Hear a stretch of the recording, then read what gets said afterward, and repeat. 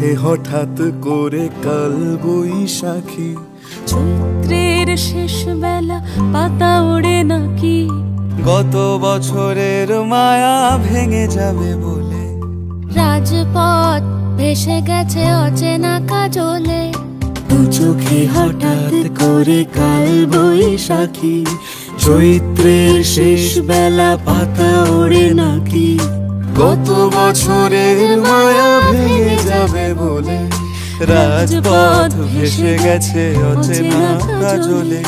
তুমিও অঝরে তাকে শুধু ভালোবেসো, এসো হে বৈশাখ এসো এসো।